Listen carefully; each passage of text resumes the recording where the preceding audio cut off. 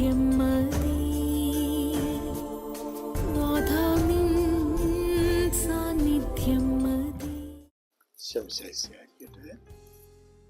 നമ്മൾ ഈ ദൈവമനുഷ്യൻ്റെ സ്നേഹിത എന്ന പരമ്പരയുടെ 50-ാമത്തെ ഭാഗത്തേക്ക് പ്രവേശിക്കുകയാണ്. ദൈവത്തിന് നന്ദി പറയാം. ഈ 50 ഭാഗങ്ങളും ആ 1-ാമത്തെ ബാല്യത്തിൽ നിന്ന് നമ്മൾ ധ്യാനിക്കുവാൻ വേണ്ടി വിഷയമാക്കി. 1-ാമത്തെ ബാല്യം ഈശോയുടെ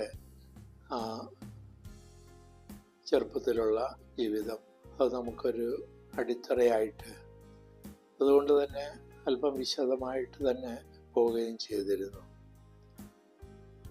കഴിഞ്ഞ 49-ാമത്തെ ഭാഗത്ത് നമ്മൾ കണ്ടത് ഉണ്ണീശോയെയും കൂട്ടി യോസേപ്പും പരിശുദ്ധ കന്യാമറിയവും ഈജിപ്തിലേക്ക് പലായനം ചെയ്യുന്ന ഭാഗമാണ്. ഇന്ന് നമ്മൾ കാണുന്നത് ഈജിപ്തിൽ ഏകദേശം 1 വർഷം പ്രായമുള്ളപ്പോഴാണ് ഉണ്ണീശോയുമായിട്ട് പോകുന്നത്. അവിടെ 4 വർഷം ജീവിക്കുന്നുണ്ട് പരദേശികളായിട്ട്.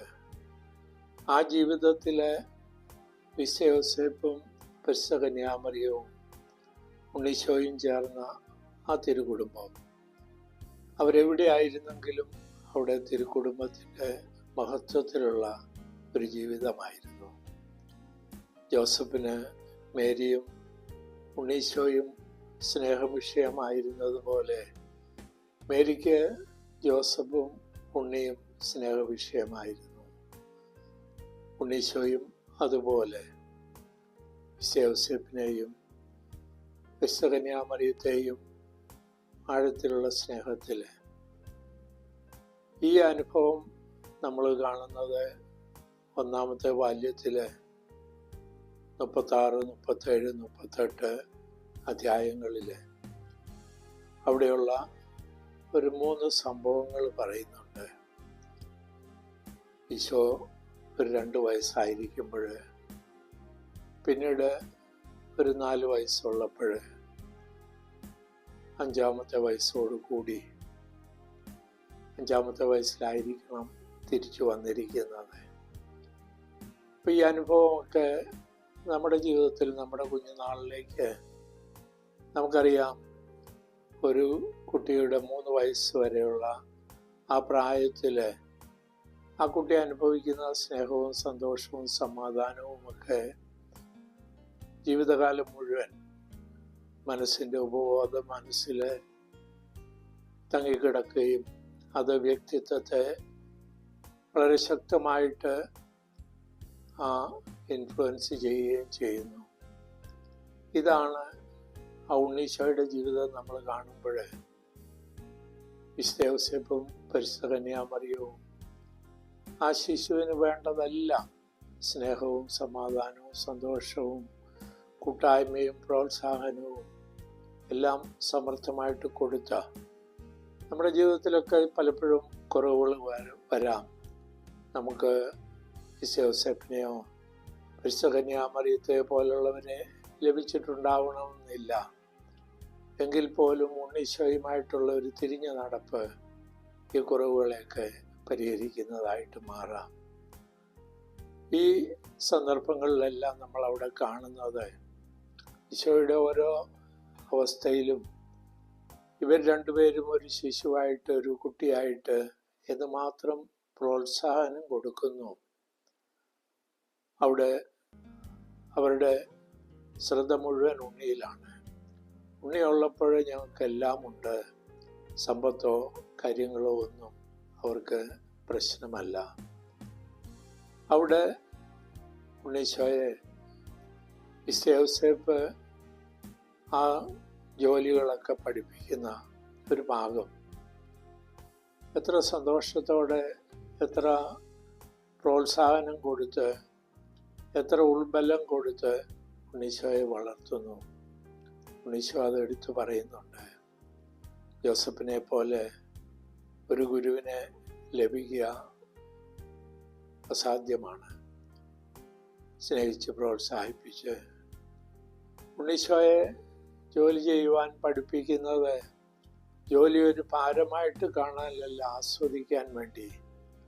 അതിനുവേണ്ടി യോസേപ്പ് പറയുന്നത്, അമ്മയ്ക്ക് വേണ്ടി നീ ഒരു സ്റ്റൂള്, അമ്മ സ്നേഹവിഷയമാണ്. അതുപോലെ നീ ഏറ്റവും മികച്ച, ഒരു കുറവുമില്ലാത്ത ഒരു ആശാരിയാകാൻ, തൊഴിലാളിയാകുവാൻ. അപ്പം ഇങ്ങനെ പ്രോത്സാഹനവും ശക്തിയും തിരുത്തലും എല്ലാം കൊടുത്താണ്. അതുപോലെ അവിടെ എല്ലാ കാര്യത്തിനകത്തും ഒരു ചിട്ടയുണ്ട്, ഒരു ക്രമമുണ്ട്.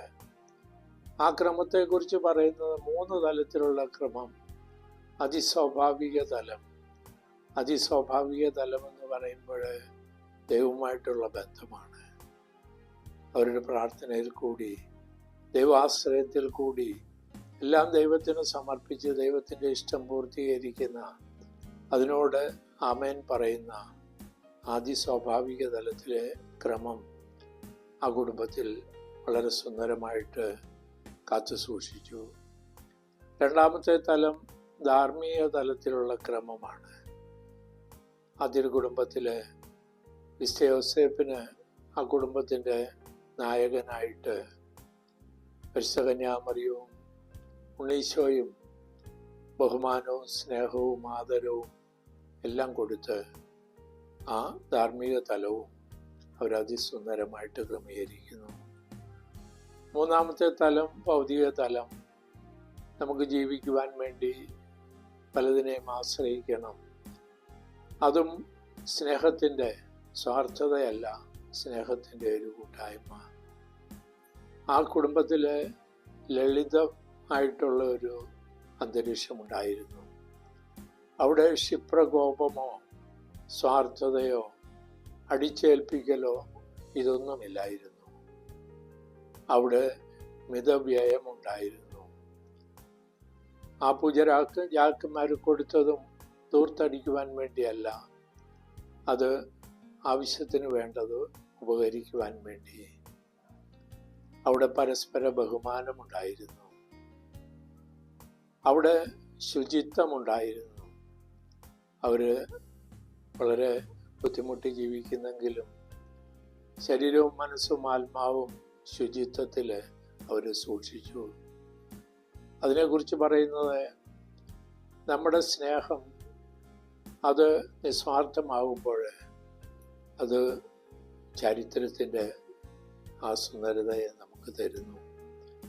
ചരിത്രവും സ്നേഹവും ഒന്നു ചേർന്നപ്പോൾ അതെല്ലാ പുണ്യങ്ങളും നമുക്ക് തരുന്നു.